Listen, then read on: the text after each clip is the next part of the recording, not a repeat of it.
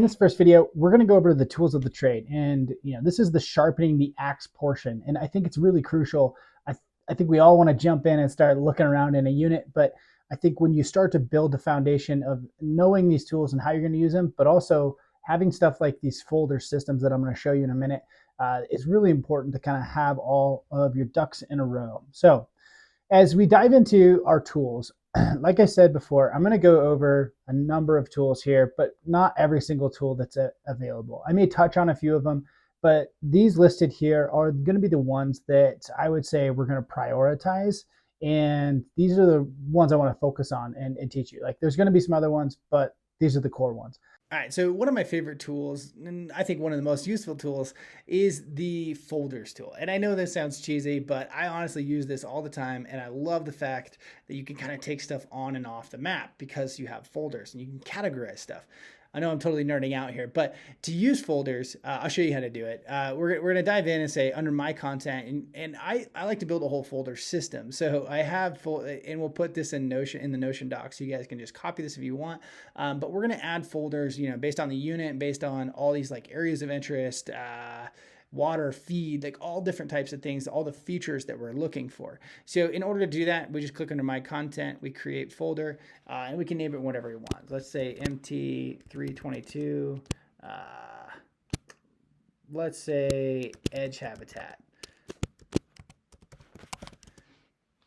Whoop.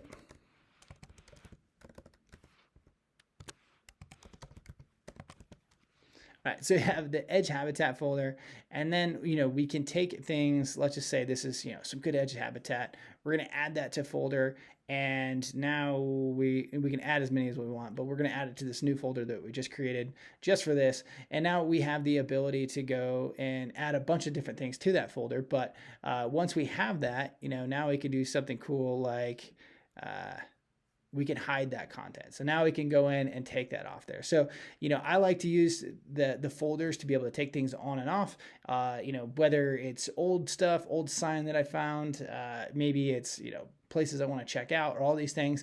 And it gives the ability to kind of categorize all that information based on a hunt. And it really helps me for my hunt plans later on. So folders, super cool. So in the olden days, I used to take maps and I would use a highlighter and I would highlight areas that I was like, this is the perfect area. And so in the same way that I used to do that, now I use the area shape tool. I love using the area shape tool. I use it all the time. I use it often. And I use it as basically a highlighter. And I like to fly around, and when I find something, that looks interesting, maybe it's elky, maybe it's bucky, whatever it may be, I'll come up here to my area shape tool, and I kind of just go and circle it, right? Say I'm like, man, this drainage looks really good for some reason, right? I'm just gonna come in, and I'm gonna highlight it. Now, again, we can use colors, we can do everything, but this gives me the ability to come in and say, I'm gonna highlight this area. I might come back to that, And again, that's why I use it often. It's because I just use it as a highlighter. I'm just flying around looking for something that sparks my eye, that edge habitat where it's huntable, but has enough cover, and I can fly around. I'm like, oh man, this looks super bucky. Like let's drop an area on it. I want to come back to this, and you can use it as small or as big as you want. And that's kind of the cool thing, is a lot of times I'll use it small like this and just circle a piece of a drainage or whatever. And sometimes if I'm really kind of just figuring out a unit, I may just circle the whole area and say, man, this whole knob looks good. I don't have time right now, but I'm going to come back and look at this whole knob. I just, maybe it's this big, right? And I'm just going to throw a highlighter up on this map and say like this is this is the area I want to check out, eventually. And so it just gives me a way to use a highlighter on my map. And I love using the area shape tool, both little. I may go down to as far as like this bedding area. I'll circle. I'm like, this is going to be money. And in the same way, I may circle part of a unit just for later to like, hey, I want to come back to that. Most of the time, I would say I'm in these little pocket regions where I'm like trying to use the area shape tool to find a little pocket that I like, and it's like a highlighter. I just come back to it. So that's a good way to use it. All right, so the next tool I want to show you guys, and I use this a ton, is actually the line tool. Now, there's a ton of things you can do with the line tool, from measuring distance to how far something is to planning my routes. And I use both of which. So the basic example, say I want to hike up this trail. I can sit here and say, well, how far up is this trail? And so that gives me the ability to save a line, and I know, okay, it's 2 miles. Now, if I save it, it actually gives me the elevation gain and things like that. So, I kind of know, like, if I hike up this trail, okay, we're gonna gain 500 feet in 2 miles. Pretty flat trail. All right, so the other cool way to do it, to use lines, and I'm just gonna pick a spot on the map that's not gonna make sense, but let's hypothetically say we wanted to work up this ridge. Now I'm gonna switch to topo, and ooh, that looks pretty steep.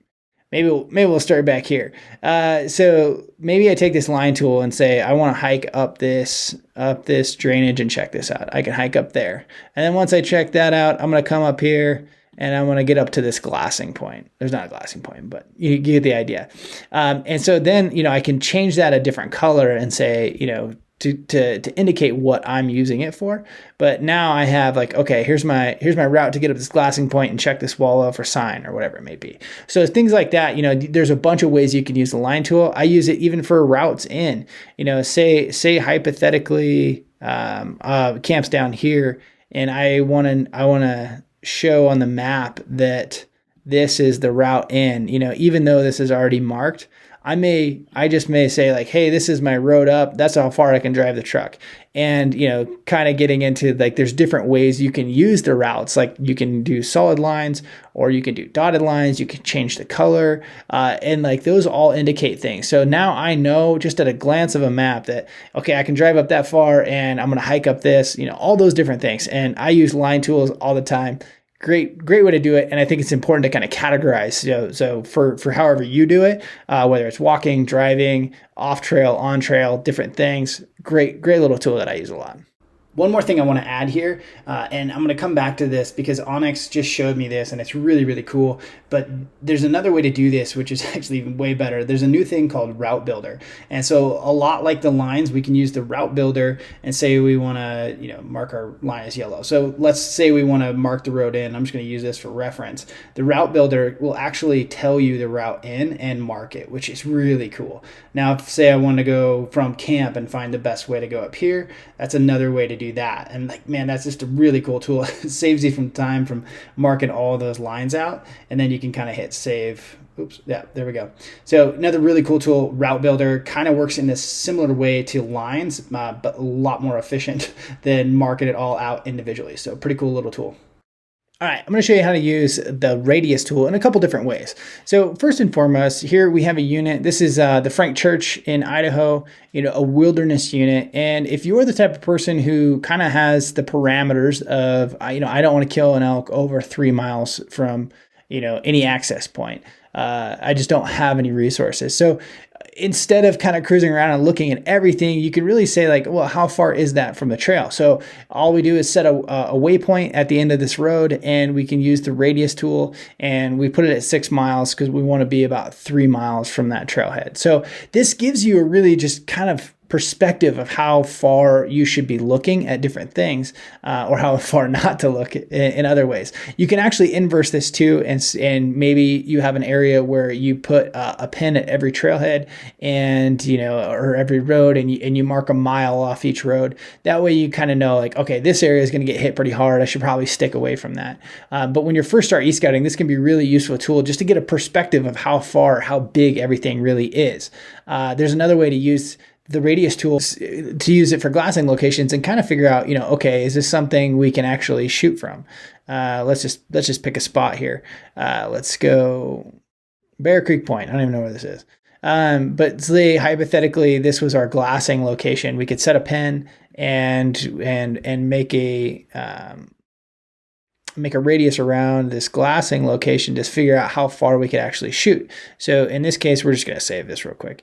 And then we're going to add our radius tool, and then we're going to say, 1,000 yards, which is going to be actually a 500-yard distance. So that 1,000 yards, you realize really quickly how far you can shoot. Not very far.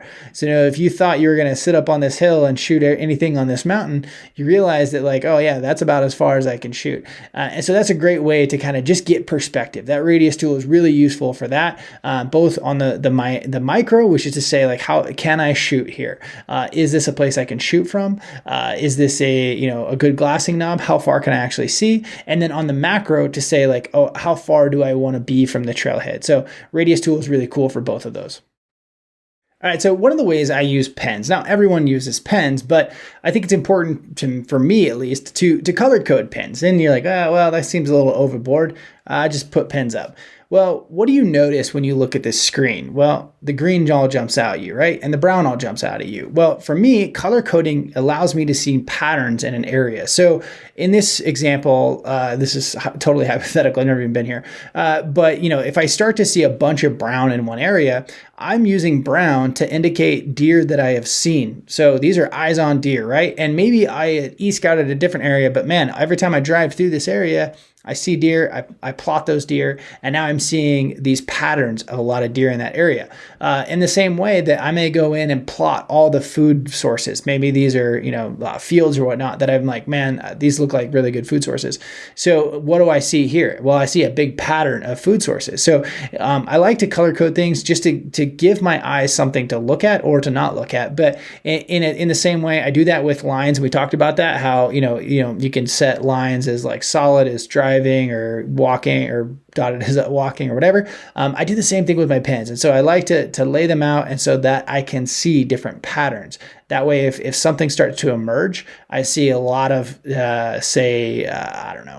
bedding areas or something like that. I may start to see a pattern like, man, I think there's a lot of deer in this area. Maybe I should shift my routes or shift my hunt plans based on this information that I'm seeing. And it's like those colors will jump out at you. So I like to use colors. I like to use a lot of pens. And again, use folders so you can take them on and off the map. All right, so I want to talk a little bit about layers. I don't use layers a ton, but they're super convenient and you can play around, see which ones you like. I don't go crazy with it, but there are some kind of cool features to that as well. So if we go to, hunt map layers, there's a million things you can do here between states, land access, roads and trails. Obviously, I like to have the motor vehicle use on. I'm not a huge fan of the road list, but that's me. The other ones I like are under crops. That's not crops. Obviously, the burn layer is super important. And depending on where you are, these are kind of cool layers where it's like the deciduous and conifer trees.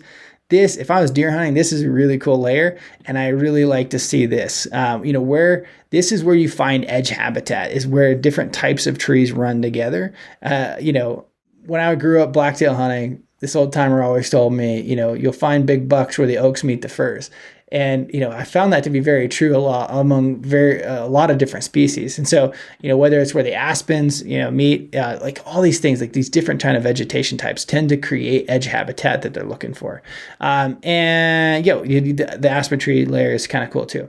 Okay. So those are, historical fires. Yeah, that's going to create edge habitat. So there's a bunch of different layers. There's a million things to play with. You can go crazy on this. So, play with it, see what you like, see what you don't like. To me, kind of the most important are probably, the motor vehicle use and the burn habitat or the burns, burn data, things like that. Other than that, I don't use them a ton. I kind of mainly look for what I look for, and then I apply those layers to see if it confirms or denies what I was thinking. So play with them, see what you like. I want to show you guys a few cool ways, or some interesting ways, maybe, I don't know if they're cool or not, that I use the new VIEWSHED and the TerrainX feature from onX. Now, this is fairly new, and it's got some really cool features that you can do. There are a lot of things I don't really lean on completely, but I'll show you what I do like and what I don't like. So we're back. They're in an area that we're going to e-scout in the future, but we're going to use this TerrainX tool, and I'll show you kind of a few things that it does. So first and foremost, I'm going to turn this off. So I like this slope angle finder. So the ability to kind of see what slope something is. Now, why is this important? So uh, elk tend to like to rut on slopes that are in that 10 to 30 degree range. And so this isn't the end all be all. As you can see, most of this country is kind of sloped out to that degree and or steeper. But you can kind of play with this, and basically as you move the slope, it highlights, right? So if I say I want to find that 10 to say 10 to 20 ish, and I move in here, now I can see that there's quite a bit of this that slope in this area. So it kind of just gives you an idea, man. Like this has a lot of potential good elk country. Maybe you find something, maybe you don't.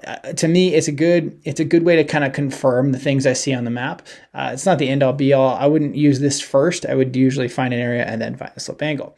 All right. So the next cool feature within here is our slope aspect. So this can be really important for late season stuff, the south facing slopes.